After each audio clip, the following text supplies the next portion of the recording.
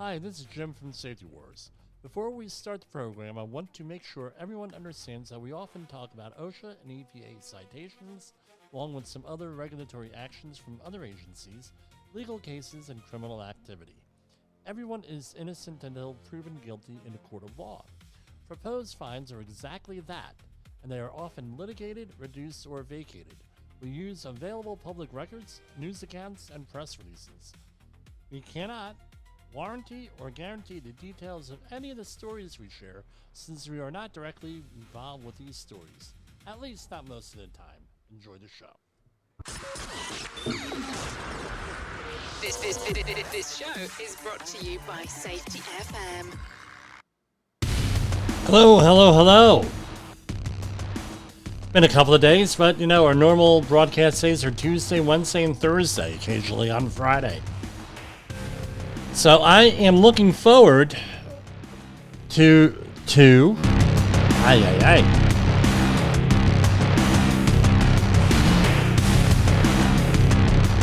got tangled up in my headphone wire here. Yeah, I'm looking forward to seeing everybody on Monday for the Safety FM event down in Orlando, Florida. Looking forward there. I'm excited to see some people who I've only spoken to on the phone or on Teams calls, that sort of thing, Zoom calls.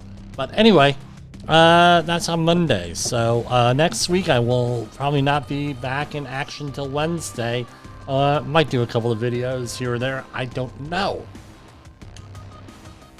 Anyway. This is Safety Wars. We have the right here and right now. Like our opening says, we're not really involved in most of these stories. No, these stories, at least not most of the time. But I want to point something out here with this, all right? So this is right from my hometown. Over there off the coast of Woodbridge, New Jersey, Carteret, that sort of thing, Arthur Kill, Perth Amboy, that neighborhood. Carteret, and this is a story from mycentraljersey.com, story by Suzanne Russell. Carteret firefighters had to be rescued from the Arthur Kill on July 4th after the department's Marine Unit 2 was struck by a surfacing whale and sank.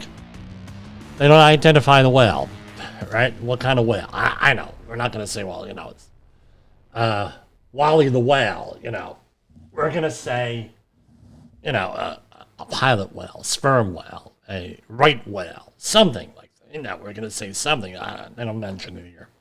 So, all firefighters aboard were rescued safely with no injuries, apparently by a private boater and a who put up video online, and also a personal watercraft person. So, from the looks of where I'm looking at here, it's right by the Outer Bridge Crossing. Outer Bridge Crossing, they call it that because it would have been funny to call a bridge the Outer Bridge Bridge there, because the guy's name was Outer Bridge, who they named the bridge after. He was, I believe, the designer of the George Washington Bridge. But anyway, I digress. The incident occurred at 4:30 p.m. while Marine Unit 2 was conducting a regional Special Operations Marine Security Detail in the New York, New Jersey port area, according to the Carteret Fire Department. The vessel was returned to borough waters when a whale surfaced and struck beneath the stern south of the Arthur Kill at the mouth of the Raritan Bay. So this, if you're familiar with the area, this is right between Staten Island and Perth Amboy, the old capital of New Jersey, which I'm sure they had festivities over the weekend.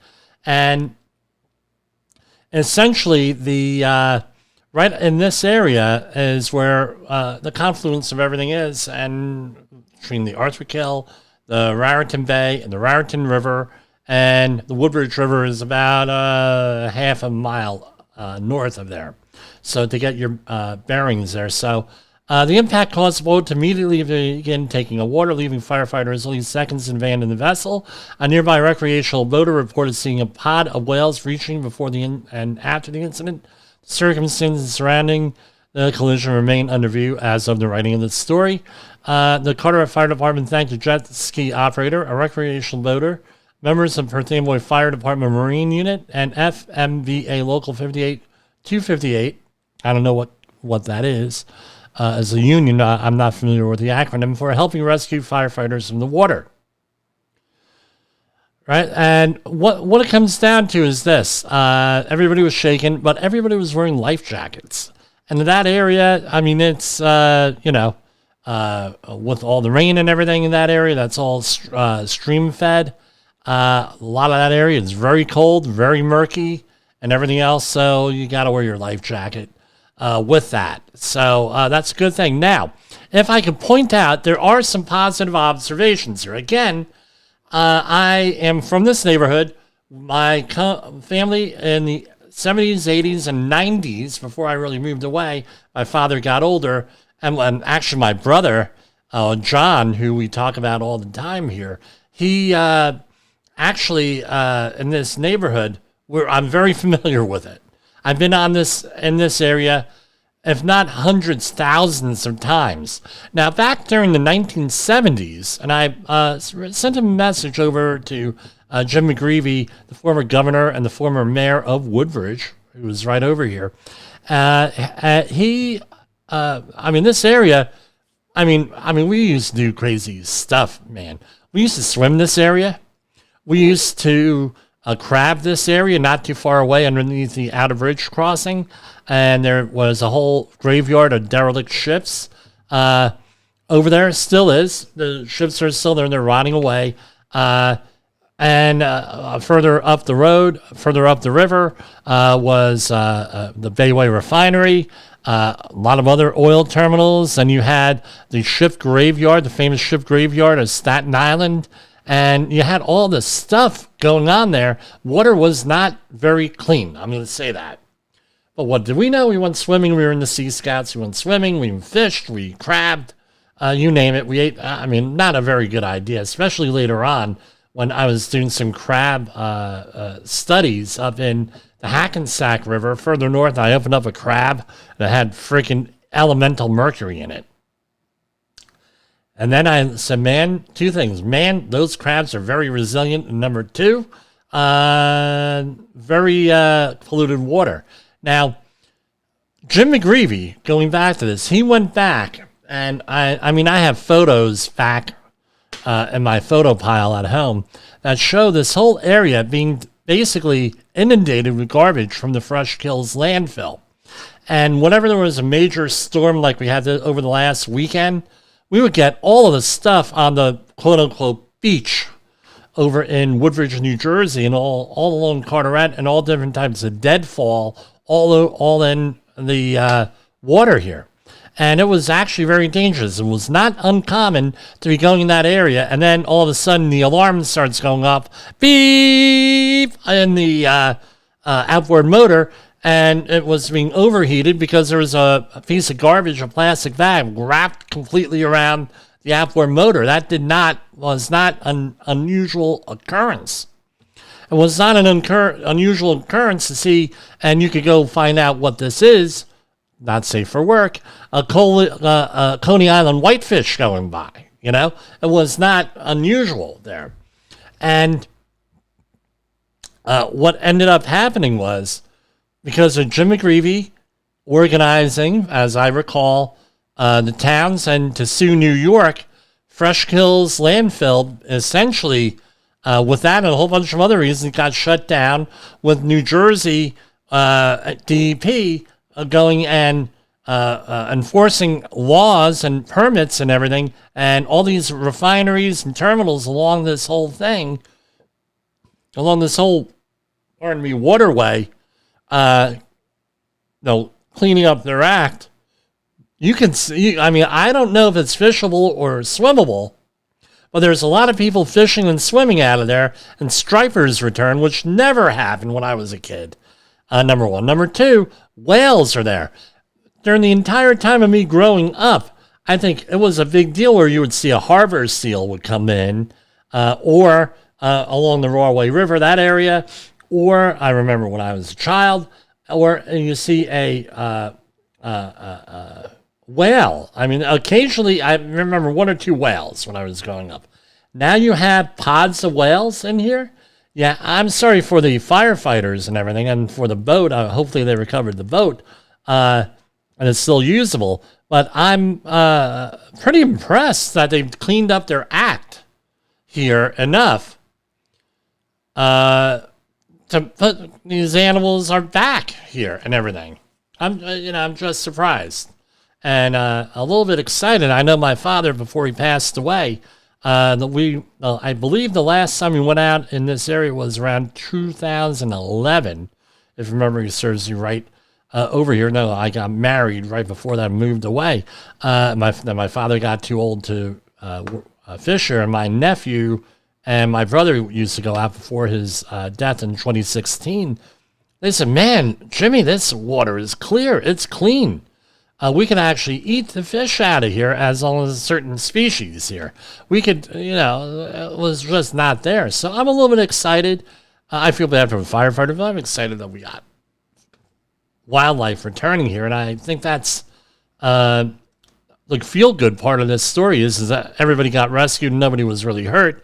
The second thing was that we had private citizens helping out the fire department. And number three is we have cleaner water here. I mean, this is a feel-good story here with that. Now, as this program is on, we're about 11 minutes after the hour here. We'll go to feature story news in a minute, but right here, all of the news sites and everything else here in the Northeast is about this potential building collapse here in New York City. So the former Pfizer headquarters tower, which is near the Chrysler Building. Now, the Chrysler Building, if you recall, in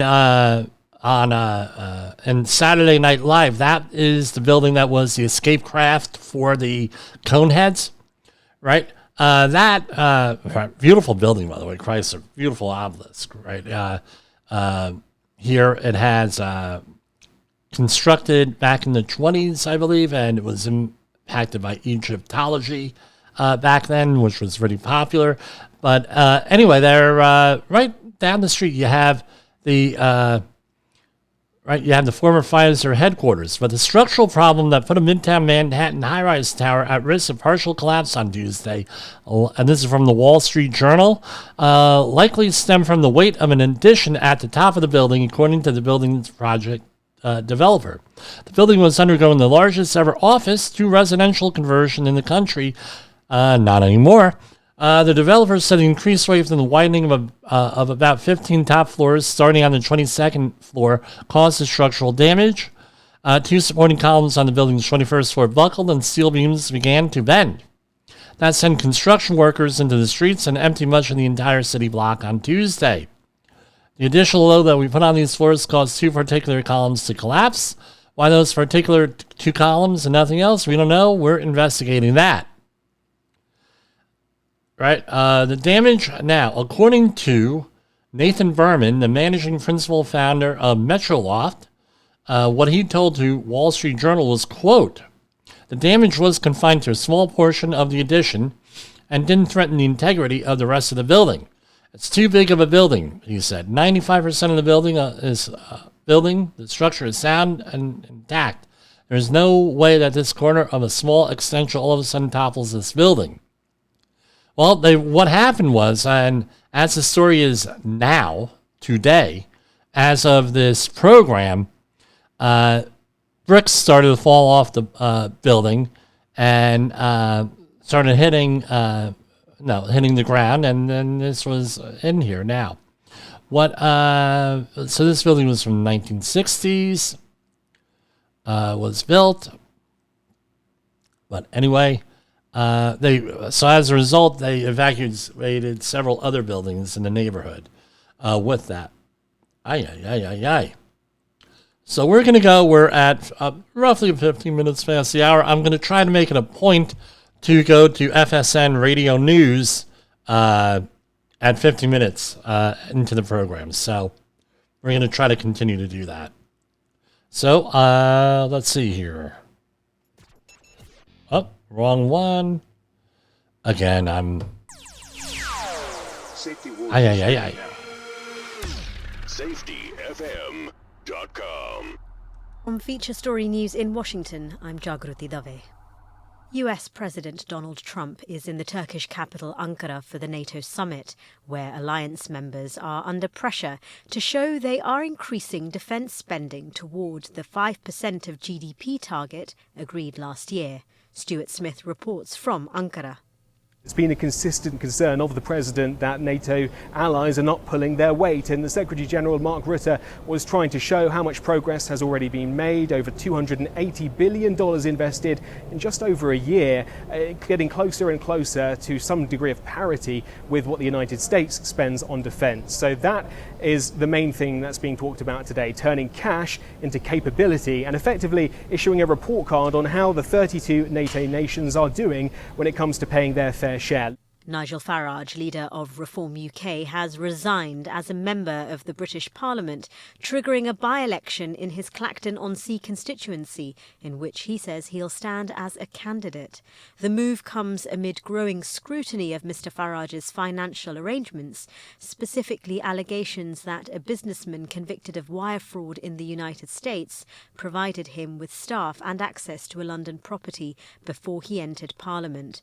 Mr Farage and Reform UK deny any rules were broken. Ollie Barrett reports from London. The pressure has been building and building and building on Nigel Farage, but nonetheless this announcement from him was something of a surprise. It's also a huge gamble. It is entirely possible that he could lose the upcoming by-election in Clacton. If that were to be the case, it would be a hugely important moment potentially for the future of his political career as an individual, but also for the future of Reform UK, the party which he leads and which many see to have effectively been created in his own image. Marine Le Pen has declared she will run for the French presidency in 2027, hours after a Paris appeals court upheld her conviction for misusing European Union funds, but reduced her sentence. Le Pen says she will challenge the ruling before France's highest court. Ross Cullen reports from Paris.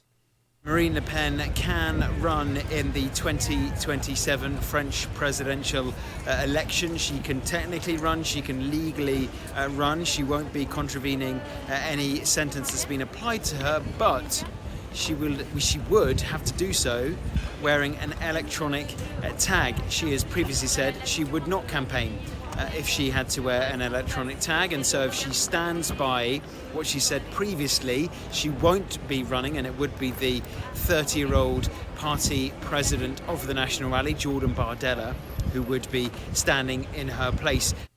From bureaus worldwide, this is FSN. With FSN Spotlight, I'm Simon Marks, looking in more detail today at President Donald Trump's intervention to overturn the impact of the red card shown to top US goal scorer Florin Balogun at the World Cup. Has it made a mockery of FIFA under the leadership of Gianni Infantino?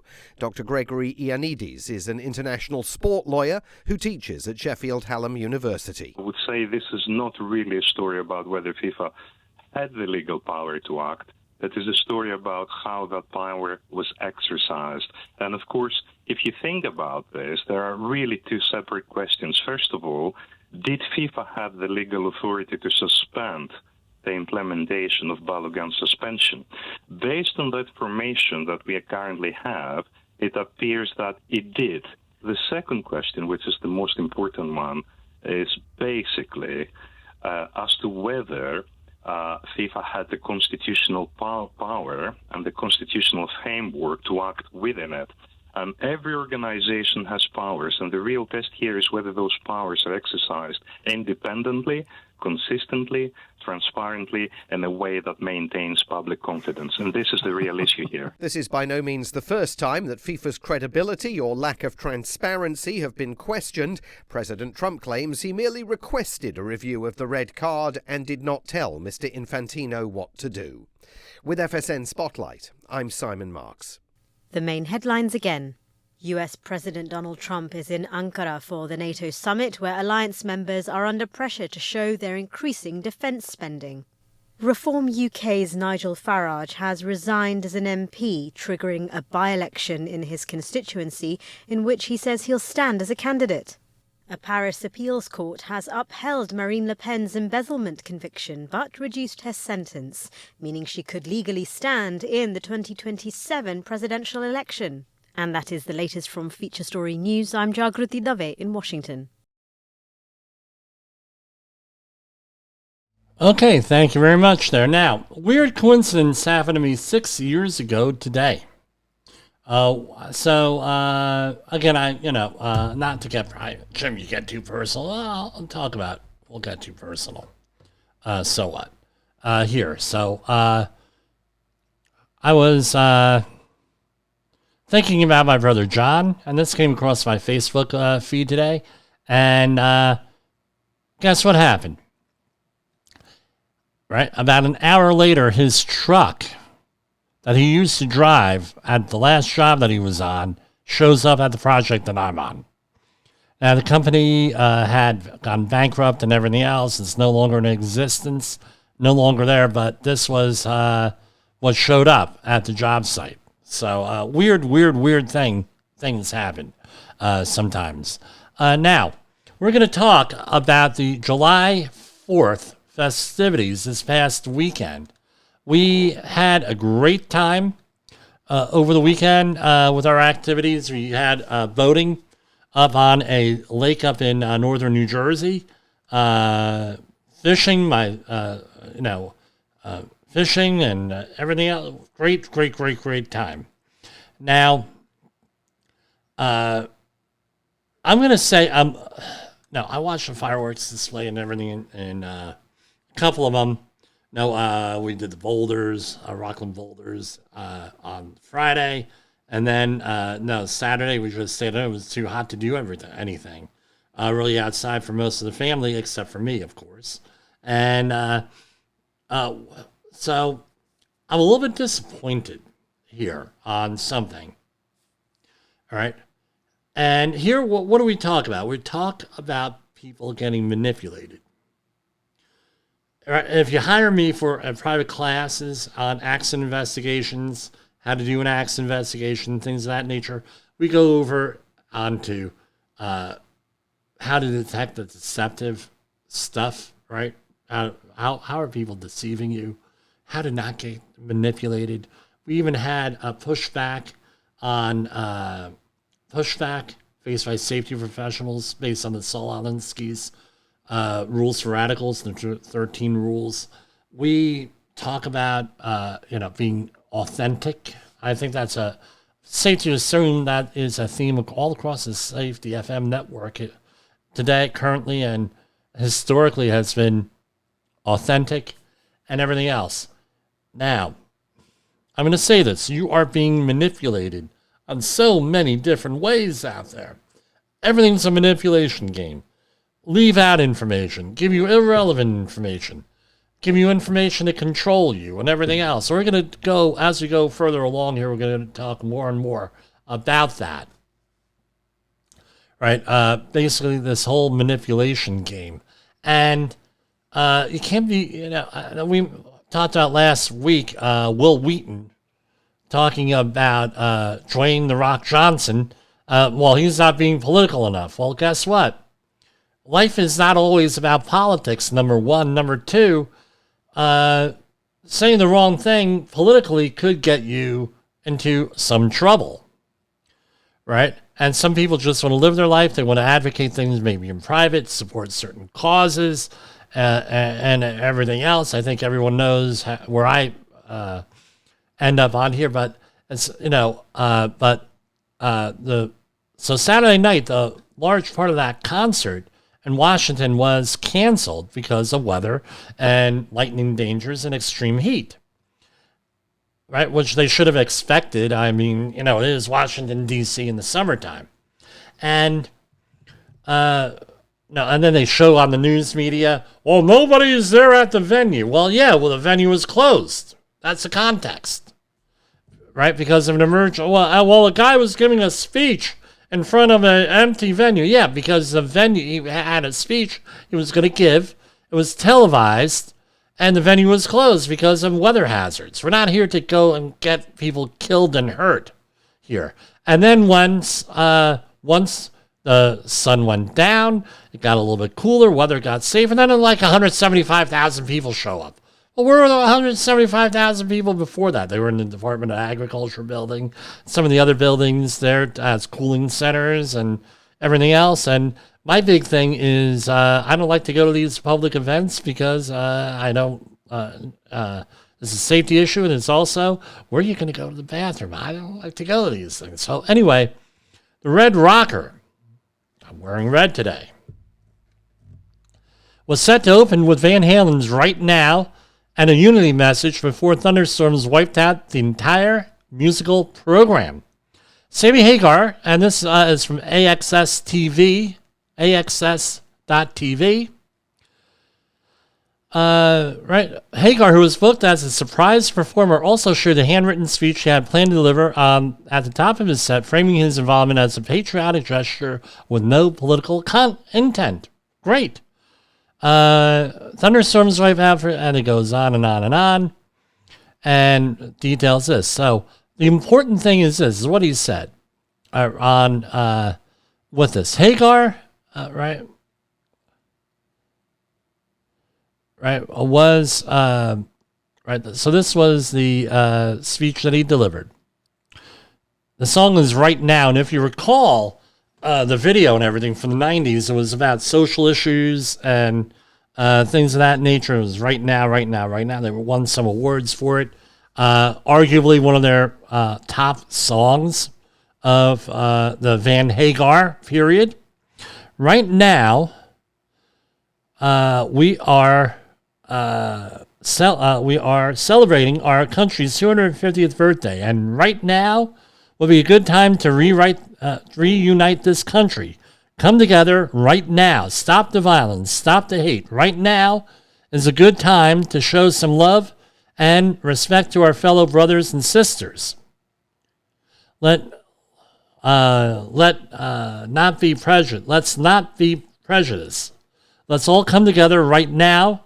Remember, united we stand, divided we fall. All we need is love, right here, right now. Happy birthday, America. Right? And this is his, goes on. I'm so sorry about the cancellation up to tonight's 4th of July event in D.C. I was so excited to present this speech to the world at the beginning of the Van Halen song Right Now. For those of you who had seen shows leading up to the 4th of July event, I had been practicing every night trying to get it right. Here's the original last version of what I wanted to present to the United States of America and the rest of the world on Independence Day. Hashtag unification, hashtag come together, hashtag right now, peace on earth. Right? Now, people criticize him for this, with this. Right? He says on Instagram, this is not a political thing, and is framing his appearance as a celebration. Okay, now, here we have a situation in this country.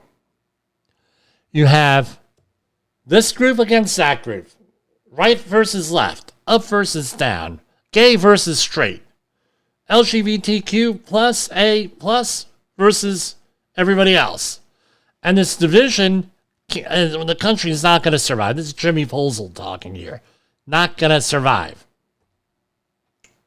We have to get along, is basically my whole thing here. We have to work together here. And that is part of the safety war, right? Working together in your workplace to make it safer, to make it more productive, to make it easier and cheaper to do business, because you're not dealing with accidents and injuries and everything else. With that, to nibble away, remember, according to OSHA, right, 5,000 people a year get killed in workplaces. That's only the OSHA 300 log. That doesn't include the independent contractors, legitimate independent contractors. That does not include the 50,000 estimated that are dead from workplace occupational illnesses every year. that are extremely different. That's like what? So we're talking like over one Vietnam War a year. What's my point? We got to get along. We have to do it. We have to find ways to work together, respect each other, not agree with each other, so respect each other. In honor of Sammy Hagar. And this will be coming out on a future album. We're going to have an album release on July 12th, The Music of Safety Wars, Volume 1. Hopefully available on Spotify and some other platforms. So, I'll promote it for the first time here. But this is my version of a Sammy Hagar song called I Can't Drive 55. It's from the other point of view.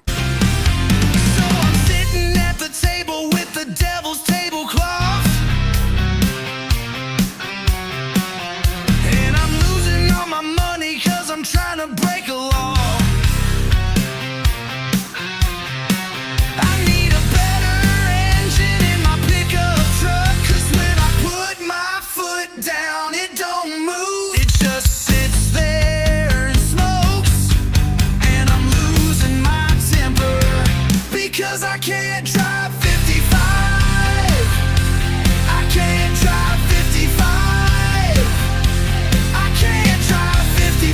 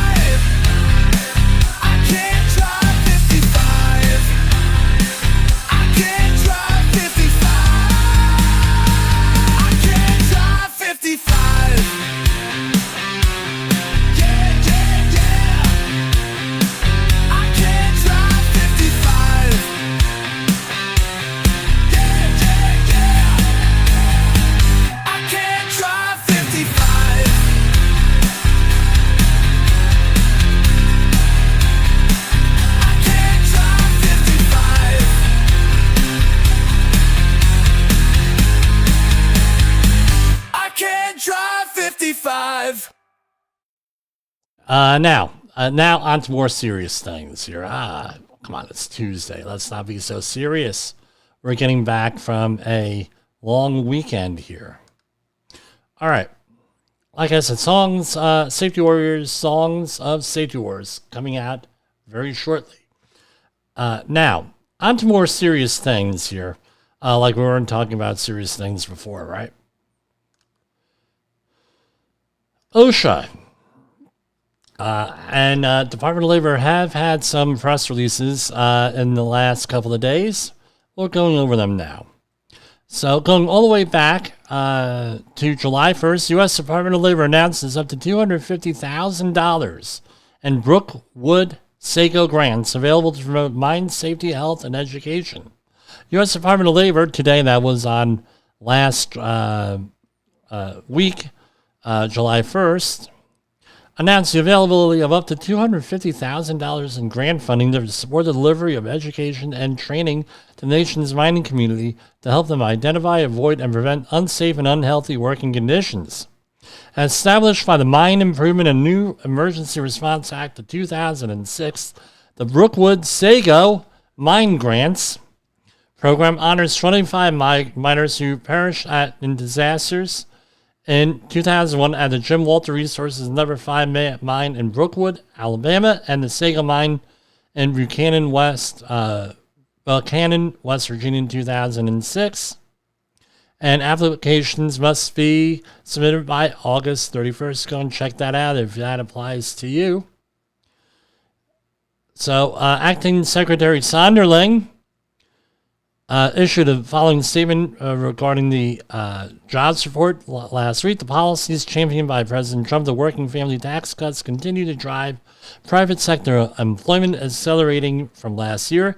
The administration has created more than 9,000 jobs while keeping government employment at its lowest levels since 1966. The certainty that our manufacturers and construction sectors are seeking, thanks to the permanency, of key tax provisions, will fuel economic growth for American businesses, families, and workers across the country. And again, America's first agenda continues to provide greater wages for workers and certainty, the sectors which will fuel the next 250 years of U.S. economic security. Okay. U.S. Department of Labor's Wage and Hour Division is asking the highway construction industry of West Virginia to participate in a survey to help the agency establish prevailing wage rates as required under the Davis-Bacon Act and related acts for the payment of construction workers on federally funded or federally assisted construction jobs. The survey requests information about wages paid to workers on highway construction projects in West Virginia where construction occurred between August 3rd, 2025 and November 2nd, 2026. This is a statewide survey and is not limited to only federally funded construction sites. Participation in the survey process is critical to publication of prevailing wage and fringe benefit rates that accurately reflect the rates paid in the area being surveyed, and the department encourages all stakeholders to participate. DVRA directs the department to set the prevailing wage rates that reflect the actual wages and fringe benefits paid to construction workers in the county where the work takes place. Complete determinations also reduce the need for contractors to request additional labor classifications. So again, the surveillance state, keep on, we're in there. U.S. Department of Labor today announced, and this was this actually today? It was 7th, it was today. U.S. Department of Labor awards $162 million to expand registered apprenticeship through performance-based incentives in key industrial sectors. U.S. Department of Labor today announced the award of nearly $162 million through 5 cooperative agreements to expand registered apprenticeship in the occupations critical for the administration's reindustrialization agenda.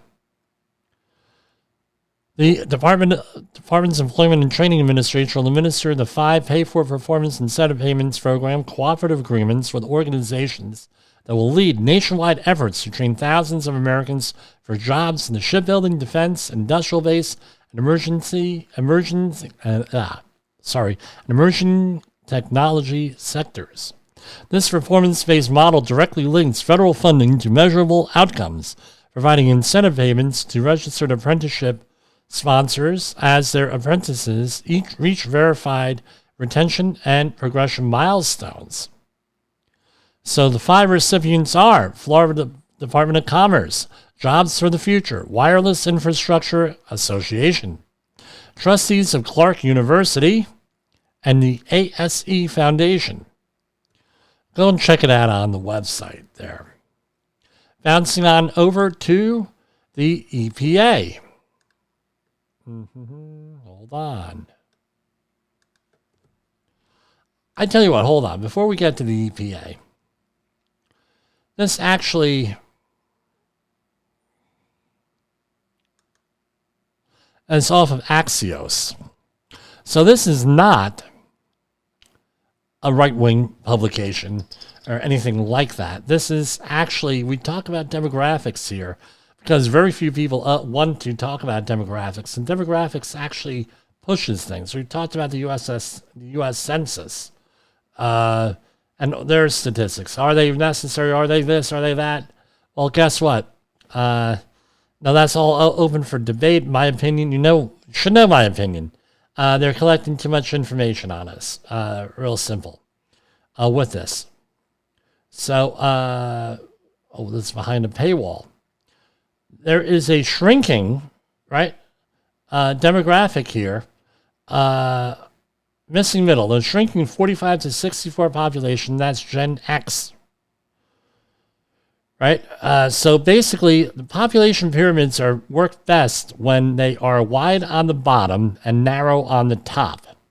When you are missing a sector of the population here, especially the middle of it, bad things happen.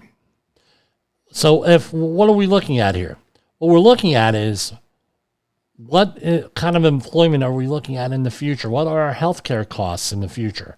Right now, because of the baby boomers, 65 and older, for the next 20 years, they're going to need a lot of geriatric care and medical care on that end. It's one way. When you start missing things in the middle here, that's when you start to have problems. So,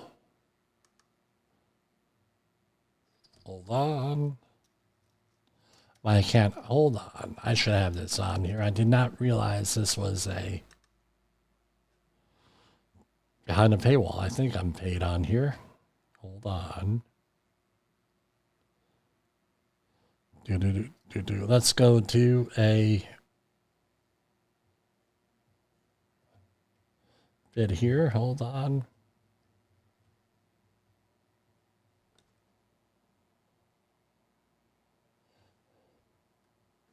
I am reworking all this other stuff. Hold on.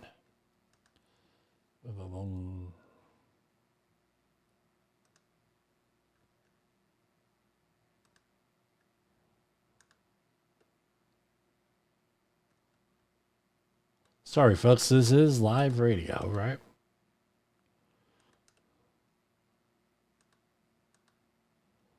All right. So here we go. This is from Axios, story by Russell Contreras. America has a missing middle problem, and this one is demographic. Why it matters. The shrinking 45 to 64 population could leave fewer experienced adults to run institutions, mentor young workers, and care for the fast-growing population behind them. I'm seeing that already, where there's people who probably are getting promoted only because there's not enough people in the middle to do that, right? And it's also healthcare costs in the future and everything. This is the Gen X-ish squeeze. The age group includes most Generation X plus younger baby boomers and overlaps with the sandwich generation years when many adults are juggling children, aging parents, careers, and their own retirement worries.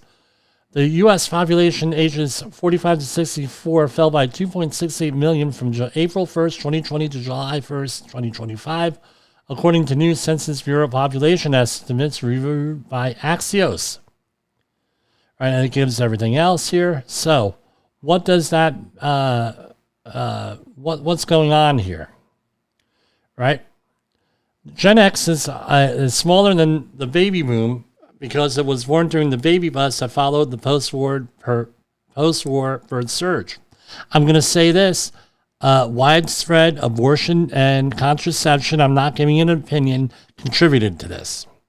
We discussed how in 1992, 1993, when I graduated college, they realized that, oh crap, we don't have all these people now applying to college, so what are we going to do? We're going to go after the non-traditional student, again, which was me. That's when I got my master's degree.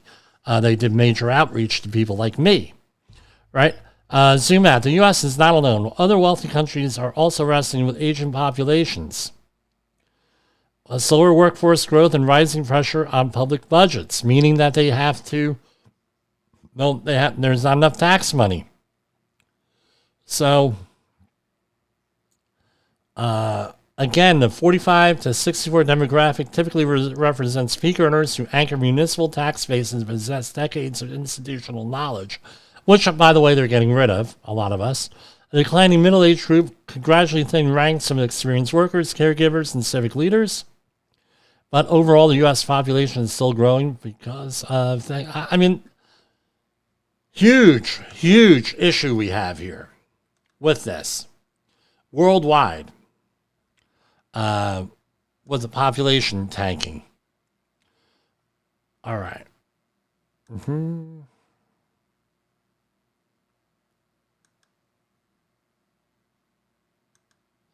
And let's see what else we're going to talk about here.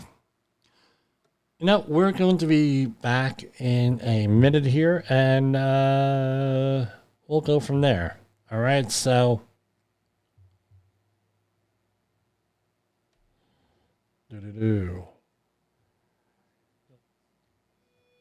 go to a little bit of music. Okay, here, maybe not. We're not going to be back in a minute. We'll be back. Okay. Let's in a moment see what else we got here.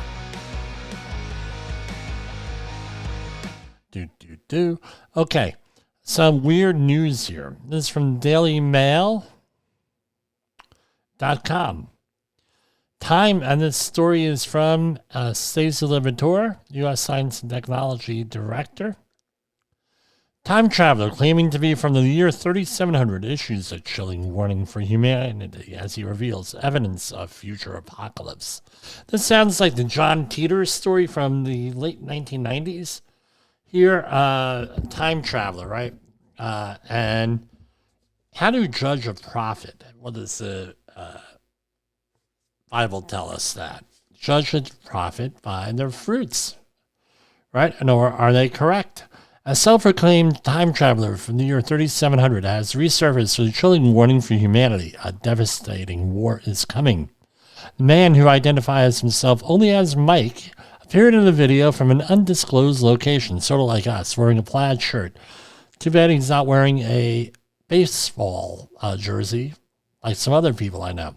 And with his face blurred and voice distorted, he claimed that by the year 3000, robots have replaced humans in many roles and centuries later turned against their creators. The war between the human race and artificial creations, the robots who had artificial intelligence, once they understood their power, they understood their dominance above humans and rose above them. They were slaves, but they became leaders. This sounds like Battlestar Galactica or Caprica. According to Mike, the uprising began on September 20th, 3700, when all robots on the planet started their attack. Maybe the Terminator, too. We'll throw that in there. He claimed the machines coordinated their assault through the internet and wireless systems. If we still have the internet in 3700, I'd be really disappointed. And said humans were only spared from extinction because the robots failed to obtain nuclear launch codes. Mike also held up what appeared to be a mechanical arm, which he alleged came from a robot he had killed himself. You can see it's not as big as you might imagine, but believe me, there is so much power in this little hand, it can divide you into 100 pieces. And this is where it gets interesting here. He said he was born in France, although he is Greek, and moved to Canada when he was 14, where he started working in Canada's national security 4 years later. I was involved in many secret operations and objectives, he alleged. Adding these projects included new military gadgets, innovations, and a time machine. Yeah, no crap. They have a time machine to get back here. Otherwise, he wouldn't be here. According to Mike, he was part of a group that would travel to random years into the future with the target of reaching the year 3700. And, the global population, which we always talk about, had fallen to just 3 billion people, while only 1 million rabbits remained on Earth. Adding that humans still performed creative jobs. And it goes on and on and on. Talk about bizarre, huh? All right. So let's go into some other stuff here. Still problems going on in the Middle East. This is from The Guardian. Half of Americans struggle to afford groceries and gas exclusive poll finds. 57% of polled Americans, those are polled, P-O-L-L-E-D, not Polish Americans, also believe economy is worsening in grim portrait of cost of living crisis. Again, let's remember, right? Again, this is a true article, but a lot of these articles are written in such a way to get a rise out of you, right? Pessimism about the economy has increased for all Americans, with 71% Democrats saying it, 63% Independents, and 38% Republican. Despite stable unemployment, and this is from a Harris poll, despite stable employment, record high Scots stock markets, more Americans believe the overall economy is getting worse than in February, when the poll was last conducted and before the war in the Middle East sent gas prices soaring. Fewer people today also believe the economy is getting better, and more say their financial security has gotten worse.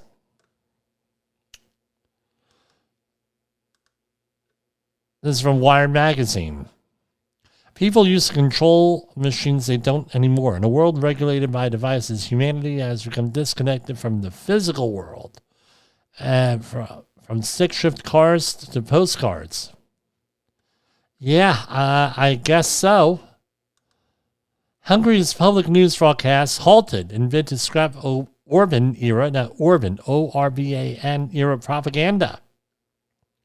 Hungary's main public television channel has halted news broadcasts while the state-run radio station has been suspended altogether in a bid to make its media independent and trustworthy. This is sort of like the Voice of America, no longer there.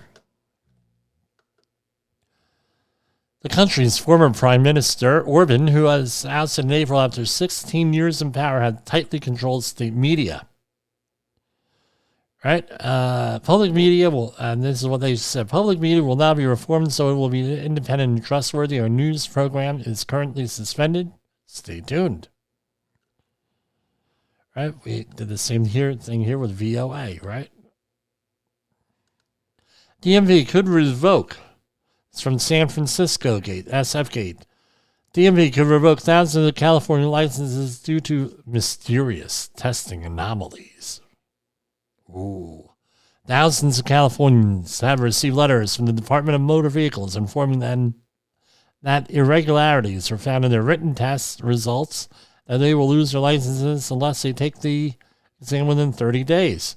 Well, I wonder if this is related to the CDL stuff.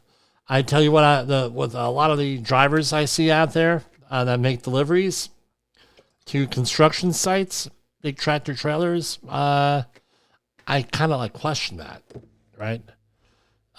With that. Again, if you're a truck driver, you show up to a construction job, at least wear a pair of pants. We have guys coming out with Daisy Dukes, cabana wear from the islands, and everything else. It's a rather eclectic group of people here, not in a good way. Okay, we already covered that story. Now, there's, let's close off with this here. Now, there's apparently Senator Mitch McConnell was admitted to the hospital on June 14th, and his office provided few updates.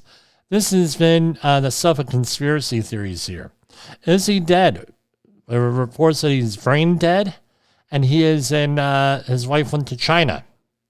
Senator Mitch McConnell, Republican of Kentucky and former majority leader, was hospitalized on June 14th. Since then, his office has provided a few updates. It's from the New York Times. The most recent statement from his office on Thursday said that the senator appreciates the outpouring support he's receiving while he continues his recovery in the hospital, and that he continues to improve and is working closely with his staff out in Kentucky and Senate matters while the Senate is out of session. Aides to Mr. McConnell, 84, have not disclosed what prompted his hospitalization. Rumored that it is a heart attack. Rumored that he is brain dead. Rumored that his wife is in China because she's a Chinese agent. I don't know. You can't make this stuff up. You can't do it. Can't do it.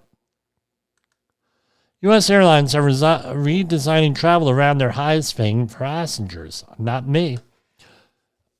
One traveler breezes through a priority security and then heads straight to an invite-only lounge for craft cocktails and a chef-prepared meal before boarding early. A flight attendant offering a glass of champagne and a warm hand towel welcomes the passenger to a spacious seat at the front of the plane. This is from the Associated Press. The other traveler stands in line at every step. Security screening, a cafe selling $16 sandwiches, a crowded gate, and boards for one of the final groups, hoping there's still room for a carry-on in the overhead bin before folding into a cramped middle seat. Contrasting journeys are no accident since COVID-19. The largest U.S. airlines have pulled out all the stops to court premium passengers are willing to pay for comfort, convenience, and exclusivity.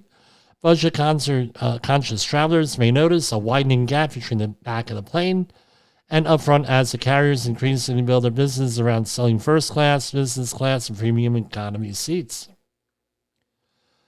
Yeah, I tell you what, it's very frustrating, especially if you're over 6 foot tall.